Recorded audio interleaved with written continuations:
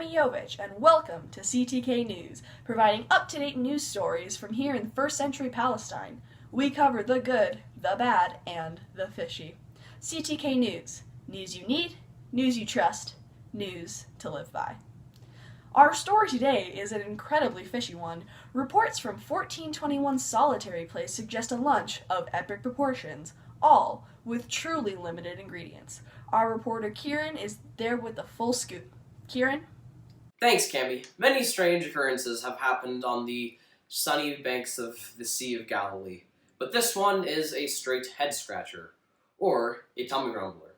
Jesus of Nazareth, famed and controversial rabbi, arrived at the spot earlier this morning. Those closest to him say that he came to get away from it all, but as the afternoon progressed, it appeared he would not have much of a chance. And as news carried to the surrounding towns about his presence, a crowd of over 5,000 people gathered to hear him speak. Freya was just one of many who rushed out without a second thought, or her lunchbox. Well, it was sure great to hear Jesus speak. Everyone has been talking about this guy for months. He tells these stories about wheat and vines and sheep, and let me tell you, they are just wow. Unfortunately, I got pretty hungry. I only had one bowl of Mana cereal, the one with Moses on the box. And I know breakfast is the most important meal of the day, but my mom packed me one of my favorite Lunchables, the one where you get to build your own pizza. Unfortunately, I totally forgot my lunchbox in the rush to get out the door. You know, it happens.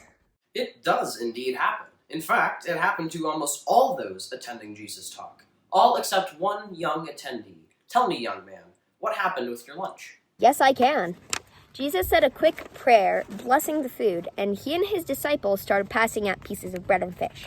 I didn't think there would be a crumb or scale left by the time the food got here, but miraculously there was enough for me to eat my fill. There was enough for everyone to eat until they were full.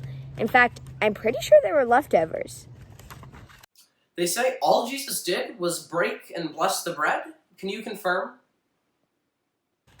I know a miracle when I see it, and taste it. Jesus took my little gift and turned it into food for 5,000 people. Jesus is the real deal, for sure, and I think he has a lot more to give. That's amazing.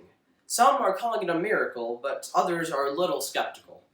What would you say to those who aren't so sure? Well, unlike 4,999 of these bozos, I remembered my lunch. My dad had packed me 5 loaves of bread and 2 fish, which I know sounds like a lot, but I'm a growing boy. I didn't really feel much like sharing, but then out of the blue, one of Jesus' entourage came up to me and asked if I had any food. He said Jesus would find a way to feed everyone. I told him that I didn't have enough to feed everyone, but if Jesus wanted to use what I had to offer, I would give him my lunch.